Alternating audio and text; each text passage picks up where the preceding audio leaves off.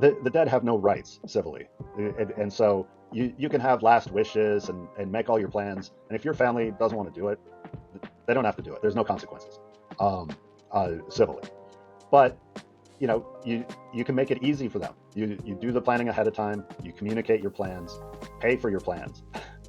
Just kind of smooth the runway to getting what you want. Because I mean, the saddest thing is like a daily communicant who suddenly stops coming, and nobody calls the priest, and it's a week later, and the priest realizes, hey, I haven't seen Mrs. Smith for a while, and he finds out that Mrs. Smith's kids came in from out of town when she died, and they had her cremated and scattered, no memorial service, and that's a real tragedy. Throughout life, we meet others who have insights and experiences quite unlike our own. The great ideas of classical works resonate differently with them. Often these treasures of mind and heart go unshared, reserved from others in the course of daily life.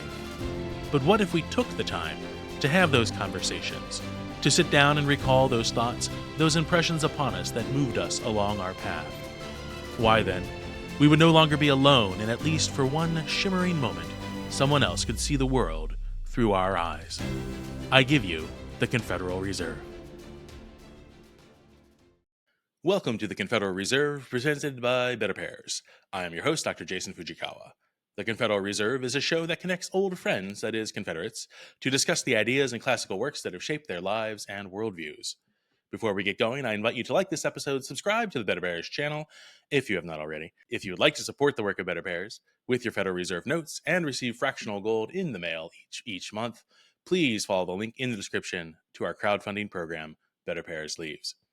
Now then, the structure of the show is our gimmick we want you to mimic. Our guest for the episode will offer a classical work of particular import to his or her life.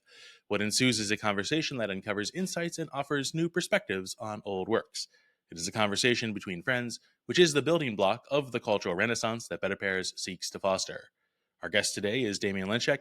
Damian began his career as a mechanical engineer researching novel uses of thin film materials in superconductor, nuclear, and semiconductor industries. He left engineering to enter St. Charles Borromeo Seminary in Philadelphia, studying for the Camden Diocese.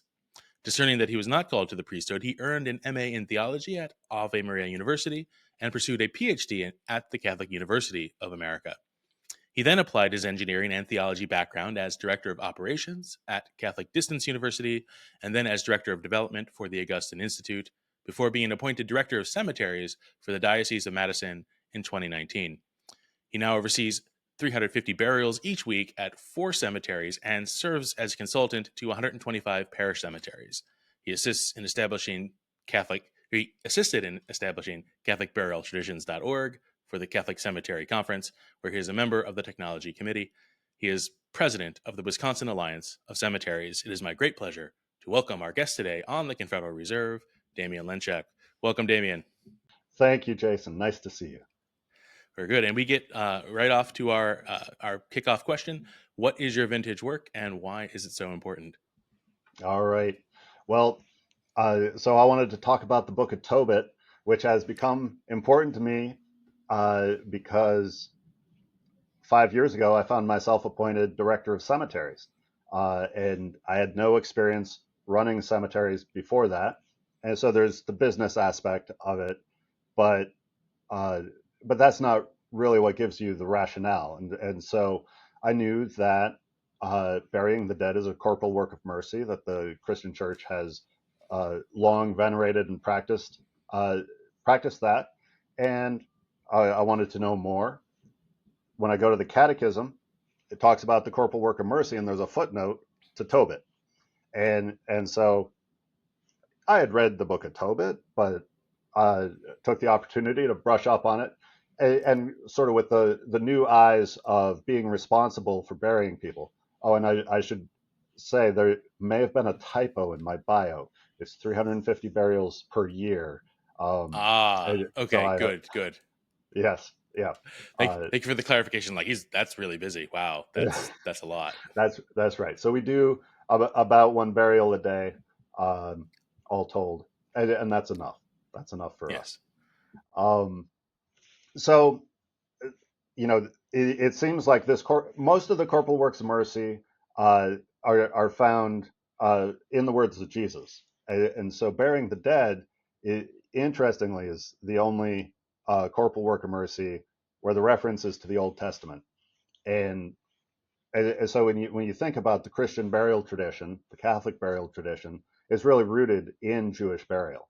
Uh, and and so there's a lot of Old Testament sources to look at, but the Book of Tobit is so strange and wonderful that I think it deserves a little bit more attention. Um, Sure. No, and so kind of my initial thoughts, because of the idea of burying the dead. One kind of pushback to perhaps the entire idea of burial is, well wait, like this is a work of mercy, but the person receiving the mercy is no longer with us, or that's the euphemism goes, and mhm, therefore how are we helping this person? right. And so you point to the Jewish traditions of the burial of the body. What's at stake here? It's one of the kind of the Yeah. questions I always ask about attacks. What's at stake? So Tobit is burying the dead. What Yep. is what's the point? Yeah. And and Well, can you and like, yeah, get to the core of exactly that? that. Um, exactly that insight that they're no longer with us. Um, they are not around to repay you this kindness. And for that reason, this is seen as a, a very high act of kindness uh, among faithful Jews. I spoke with a rabbi uh, about the burial practices, and this ranks pretty high on the list of good works that Jews can do because you're not going to get paid back, and you know that ahead of time. So, uh, but what's at stake? I think for Christians is a real understanding of the resurrection of the body, a real belief in the union of body and soul, and understanding that any good work that you've ever done has been done in the body, with your body, by your body, and uh, and that it's not simply to be discarded because you're going to get that back. Um, the separation of soul from body, uh, which is a pithy way of referring to a very mysterious thing, um, is not a natural state for us. It's sort of uncomfortable, and But when you say, yeah, the separation of the soul from the body, like we sometimes call that death, right? yep, Uh, but you're saying death isn't natural, because I think we're running a pretty good like percentage, statistically speaking. yep, Humans yep. are running a pretty high percentage on death, That's right. Holding steady at 100%. but that's not natural. I I would say no. Okay, I would say in the I will agree beginning, with you on that. I'm just going to push you on it. um, in the beginning, it was not so. Hmm. Uh, so death is a punishment for sin, but the punishments from God are always blessings as well. And this is uh, a bitter blessing to receive, uh, but also it's received in hope because of the resurrection. Uh, so in our modern context, where 60% of people choose cremation, and about 80% of those cremated do not have their remains buried at a cemetery. Uh, we have a real problem with respecting the body. The process of cremation you is allowed by the church since 1963, but that isn't what we've done as Christians, and um, I think that it has an impact on our understanding of the resurrection. And and so if you ask, uh, I have an opportunity to speak to confirmation classes from time to time. And if you ask them, are you going to have your body in heaven? zero of them raise their hand, and not just because they're all shy, Hmm. right? Like nobody believes that you're going to have your body in heaven. They just think you're going to be some sort of disembodied spirit, ghost, angel, you name it. But Yeah, no. So I'm reminded of a couple things here because it was Paul's first letter to the Corinthians, right? He has to kind of like remind them to continue to preach about the resurrection. And it was just like, are is the church in Corinth just burying the lead here? Like, what? How did they forget that, right?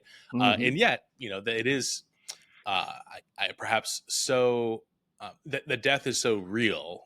I mean, it is hypothetical or theoretical until one experiences a loss in their family or their close intimates, and then it becomes very real right, and sort of insurmountable. Right? There's no cure for it. You can't right, pay somebody money. You can't go all Dr. Frankenstein and bring that person back. Like it's very definitive, yeah, and therefore. Um, Against that experience, this idea of the resurrection is scandalous, right? It is. Oh, wait, no, we tried every medical procedure to help this person stay alive, and it didn't work, right? right, And yet, central to the belief, right? To the salvific work of Christ, not just that he suffered for us, okay, he paid our debts, to sin, but that he actually rose, right? That he conquered it. mm-hmm, That's um, like a bridge too far, right? A mental bridge too far. right, Uh, for a lot of people. mm-hmm, So that's one kind of reflection I've had so far what you're saying. But when I get to what I want to kind of dive a little bit deeper into is perhaps the sort of Jewish context of Tobit, but then also the pagan context of Tobit, right? Because uh, mm-hmm, he's burying the dead during the, I believe it's the Assyrian mm, exile, right, because he's in one of the northern tribes, right? Who gets taken by the Assyrians. And so there's the Assyrian kings or emperors are forbidding the burial of some of the Jewish brethren of Tobit, mm-hmm, and Tobit is sort of secretly burying them. right, Uh, Here in Oklahoma, we have Blessed Stanley Rother, who did this right down in Guatemala, and political people out of favor with the politics of the time back in the 70s. He would bury them in the dead of night. He would give them Christian burial and that kind of thing. Right? That it seems that politically, leaving your political adversaries unburied to be picked at by birds, to be eaten by wild animals, right, would be a mm-hmm, sign of like extreme triumph over them. yes, And so there's a pagan sense, and I'm also kind of flooded with ideas of the Odyssey or the Aeneid, where no one wants to die at sea, right? Because if mm, you don't have that like two handfuls of dirt put over you, you're not officially buried. You can't right, go to the Elysian fields in the underworld. Like mm-hmm, you're kind of a lost soul, right? right, So don't die at sea. There's a need to be buried yeah, in the ancient world. But then also kind of along with that sort of the Jewish context and some of that, and we can't just say sort of a blanket sort of Jewish understanding of Torah, because there's developments, right? And we see this in the gospel, the difference between the Sadducees and the Pharisees, and we right, tell school children that they were Sadducee because they didn't believe in the resurrection. But the reason is canonical in the sense of the canon of their sacred texts, right? Whether it's the five books of Moses, or whether the sacred texts include the prophets, right? Where you get things like Ezekiel in the valley of the dry bones, and look, mm, oh, the flesh is coming back onto the bones, right, or even something early, close to the time of Christ. It's sort of second, third century BC, of the Maccabees, right, right, and second Maccabees in particular, and kind of where we as Christians understand the resurrection coming kind of full force. So in a world in which kind of there's Sheol and the dead uh, needing to be remembered, right?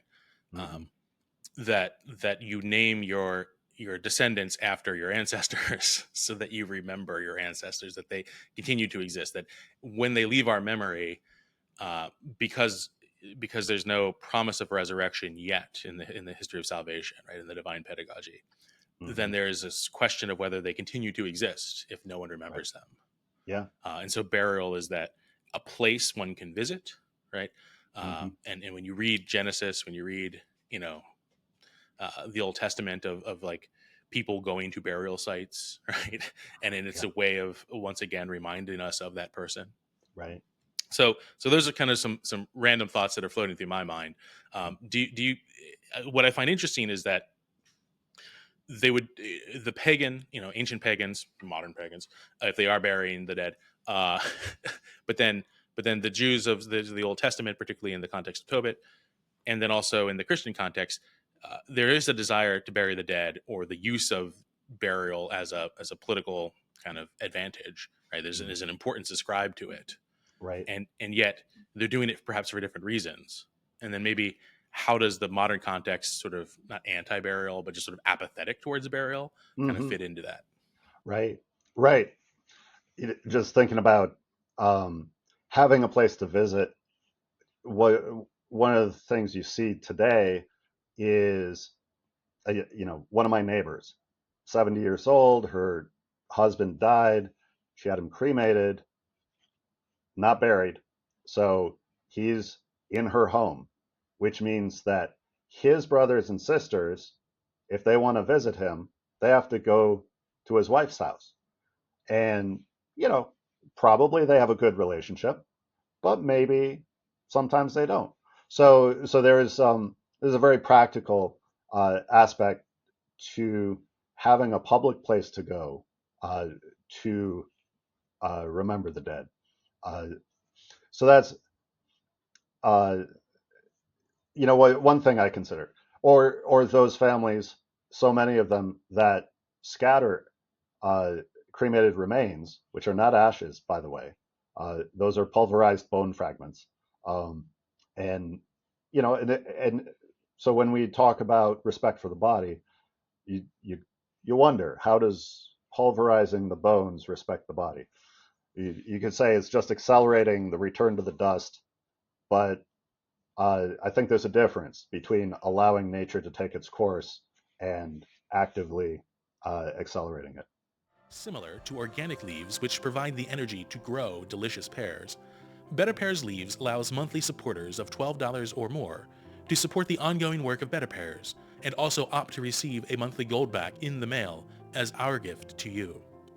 Goldbacks are 24-karat gold leaf encased in polymer, which are privately minted and acceptable as species legal tender instruments or instruments of barter, depending on the state. Please visit betterpairs.com/leaves to learn more and become a monthly contributor today. Just where do you think is the sort of modern apathy towards or against, or apathetic Right. with respect to burial? Is that Where do you think that comes from? Yeah. Um, There seem to be a lot of reasons to bury somebody, but insofar as people are not, mm-hmm. um, is it just simply the financial cost? Is it um, the desire to not offend somebody? Like, oh well, we don't know what kind of service they would want, and all these other kinds of things, or they weren't necessarily practicing in any kind of religious faith. Right. What Right. And, what and about that that? happens. That happens a lot. If there aren't plans, then the family has to agree on how they're going to honor, their beloved deceased, and that's just an opportunity for all sorts of friction. Uh, and so often cremation is chosen because it's less expensive, and you can postpone that decision. But once you do that, you've postponed a decision that's difficult, and it's really, really unpleasant to revisit. And so the tendency is not to revisit. And so somebody ends up with the remains at home, and the decision continues not to be made, and the urgency is gone because you're not dealing with a body anymore, um, with something that's going to be subject to corruption, which provides its own internal sense of urgency. This body needs to be buried. Um, so, uh, there. you can certainly look at uh, you know religious and philosophical trends that Mhm. really underwrite this apathy. I could hazard a guess at Cartesian roots of you know you know ideas that you are your soul versus you are your body, um, and Right, but again, those Cartesian roots are just sort of a dualism kind of manifested in the Renaissance, Enlightenment kind of uh, context, right? That this idea of spirit good, body bad, mm-hmm, which and I think we see this sort of playing out a little bit in our modern context of you get two kinds of dualists or Manichaeans, right? Or Albigensians, right? Those who, okay, so spirit good, body bad. So then I will try to be less bodily and only spiritual, very mm-hmm, ascetic, but not ascetic and like they're trying to like redeem the body, but ascetic to just trying to just become spiritual. And then there's the body good or sorry, body bad, spirit good. All the bad things are being done by my body, which is not me. Right? So only right, self-identification with the spiritual, and so the body can get a go on a sinning, and then the spirit remains pure. And I think we see that playing out yeah, in kind of the public square, just horrendously in the public square right, so in many our ways. current age. But it does also seem to that bifurcation of the body and the soul, which is sort of contrary to what is revealed to us through Christ, what is just sort of known um, to be that unity of human nature, and that our human nature is not strictly spiritual, not strictly bodily, right? It's that hybrid, that composite of the two. Uh, that that sort of um, feeds upon a an apathy, not simply on making those sort of decisions, the hard decisions, but almost um, again, right, the the desire not to think about death, right, Sure, or that back to our is death natural kind of discussion, right, in the beginning. right, No, death is not natural, that we were mm-hmm, created to be alive, right, and yet um, it is something that we must confront, right? Even post passion, death, and resurrection of Jesus, mm-hmm, we still die, right, and so it is something, just like birth, we are born individually, even if we're twins, right? One's born at a time, uh, and so through so in death, right? We all die individually, mm-hmm, or at least sort of personally, mm-hmm, and so um, it's something we want to avoid, but it's the thing we know we can't avoid, right? right. Um, Right, and Christians don't need to face that with a sort of unreasoning fear. I went to a theology on tap talk once where the uh, the philosopher was insisting that death was absurd, and it was really difficult for me to see how that framework fit into a Christian context where death has a meaning. And so while each of us individually do die and we each individually are born, in both of those, we're also embedded in a community. And and it doesn't happen without being embedded in a community. Um, I suppose there are those who I pray for frequently, those who have died alone, who are estranged from family and community, for whatever reason. But that's not how it's supposed to be. Um, yeah, so how in your experience, either professionally or personally, do you kind of enter into this conversation about uh, death, but then in the context of this corporal work of mercy, right? hmm How do you, maybe there are listeners who are having these difficult conversations with right. family members, hmm and the family member who is more proximate to death theoretically than the younger child. Uh, how how is a helpful way to kind of enter into that conversation? Yeah, so me personally, even though I have not had anybody within my close circle, I've had a few friends die, right? But my parents are still alive, so I haven't had that deep experience of grief. Um, but my professional responsibilities give me an occasion to talk about it all the time, and so standing in line at the fish fry, I can turn to the guy behind me and ask him if he owns cemetery property. um, and that leads to interesting conversations. And but what I encourage people to do, because the in the moment is not the best time for catechesis. Like when you're overwhelmed with grief and there's 1,000 things to do, and you just don't know. Yeah, this is not the time for catechesis. This is the time for catechesis. When we have conversation among friends, you can, I just say, tell your family what you want. Please give me a funeral mass and a burial in a Catholic cemetery. Just say it. It's simple. Or you want to be more formal about it? Put it in writing. Just that much. Give me a funeral mass and burial in a Catholic cemetery. you know, or if you want to do the whole shebang where you pick out your readings and pick out your music, I don't know if you should do that.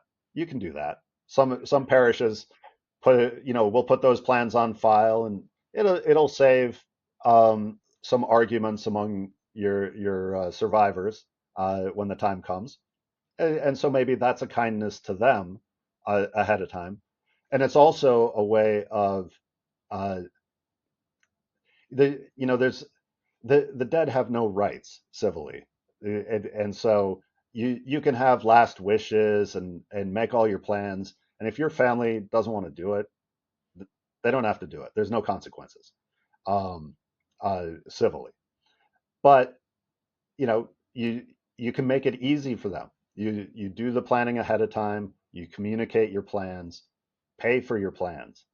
You know, just kind of smooth the runway to getting what you want. Because I mean, the saddest thing is like a daily communicant who suddenly stops coming and nobody calls the priest, and it's a week later and the priest realizes, hey, I haven't seen Mrs. Smith for a while, and he finds out that Mrs. Smith's kids came in from out of town when she died, and they had her cremated and scattered, no memorial service. Oh, wow. And that's Yeah. that's a real tragedy. And so uh, that's sort of the cultural headwinds that we're working against. And Tobit faced these cultural headwinds because he got persecution from the state.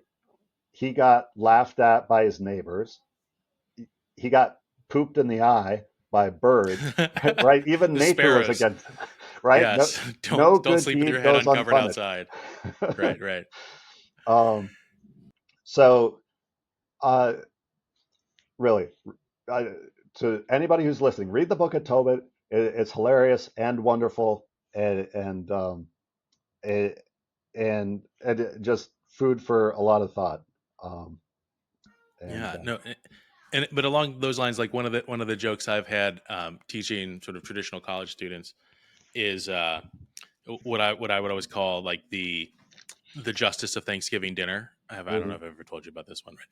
Mhm. But as a professional educator, like I have a student for a year when I was teaching high school or whatever, like 4 years in high school or 4 years in college, hopefully only 4 years in college, and but their parents are kind of stuck with them for the rest of their life and pretty much stuck with whoever they bring home to Thanksgiving dinner for the rest of their life as well. And so it's like the justice of Thanksgiving dinner, right? That if you raise a child in a certain way, you're going to basically reap the fruits of Mhm. that parenting into your old age. And so not only, yes, make your sort of burial decisions and those kinds of things clear to your younger relatives who are outlive you, survive you, Mm-hmm. but also maybe a time to rekindle those relationships, a time to Right. kind of make amends, to re-encounter them if that an estrangement has occurred, right? And we just Yeah. kind of went through, you know, the last election cycle, and now we're in a current election cycle, and everybody's kind of at odds with their family members, Mm-hmm. and a lot of things that probably should have been said have been left unsaid. Right. That now would be a good time to say those Yeah. things, to Mm-hmm. really build some bridges as opposed to burning them, Right. as the need for community Right. um, is more in our faces, right? And Yeah. so works like, the Confederal Reserve, right? That's kind of the idea of getting kind of old friends, and having conversations about things that are important to them, that have shaped their life, their worldview. And it's a gimmick we want you to mimic, in the sense of, here's something you can do with people close to your life. Mm-hmm. Schedule a time, call them, have a topic, and really kind of dig at it, because these are kind of these thoughts that uh, we encounter from time to Mm-hmm. time. I have long thought about, you know, the death of my family members, those who have died, those who will die, Mm-hmm. and to kind of, and I don't know if it's morbid or whatever, but I think it's very human, and a kind of a rational way of thinking about the finitude of life, and how many more years we have left, Right. and how we're planning to use those years that God has given us to the best of our ability. And so, it kind of, thinking about death can lead us down maybe an unfruitful path, but it can also lead us towards a fruitful path, Right. if understanding the finitude of our lives can motivate us to make the best out of what, this life has to offer, so that we can kind of become the kind of person who can enjoy the next life. It's a very traditional Christian practice, memento mori, right? And many of the saints are shown contemplating skulls, and that's um, I would say uh, I'm very blessed to be in the position I'm in, because I think about death all the time. I think COVID, in a certain way, was uh, was a real uh, bitter blessing, if we want to put it that way, uh, in that it it forced a lot of people to confront death. There were the tragedies of those forced separations, where somebody died in the hospital, separated from their family physically. Um, so that provides a certain sort of urgency, just in our own cultural moment. Um, who knows when the next COVID's coming, uh, and and so have those conversations. Um, and as Christians, we don't have to fear those conversations. You know, one thing, there's that traditional children's prayer. Now I lay me down to sleep. I pray the Lord my soul to keep. Should I die before I wake? This is this is a great way to introduce children to death. Like so so we have sort of professionalized it, right? So that we often don't have much of an experience of dead bodies, right? Death happens in the hospital, the funeral home comes, prepares the body. Eventually, you see the body, maybe laid out at a funeral. Uh, you know, the body isn't laid out in the parlor anymore. Uh, and I think there's a disconnect that um, we're poorer for, as a society, uh, because we don't do that, because we're so separated from it. Right, right. Well, very good. I want to thank you for sharing your insights on the Book of Tobit, and also the practice of Christian burial with us today. I want to give you some time to share your projects with our audience and let them know how they can follow your work. Sure. I'm not done thinking about death, and so occasionally I have a thought here or there that I turn into an article. I have a, a blog. Like, I consider part of my job educational. Sure. Providing that Christian rationale for why do we bury the dead, and so at at my blog, Grave Thoughts, you can find some of my occasional articles, uh, just somehow related to the topic of the practice of burial. Great, and we'll have that. We'll have the link to the blog in the description to this episode, so you guys can head down there and check it out. Thank you again, Damian. It was a pleasure having you on the show today. To our audience, from all of us at the Confederal Reserve and the BetterPears Cultural Empire, thank you for watching. We'll see you next time on the Confederal Reserve. If you enjoyed this video, please like and subscribe. You can click here to watch a recent interview of the Confederal Reserve, or over here to view the playlist of the BetterPears podcast.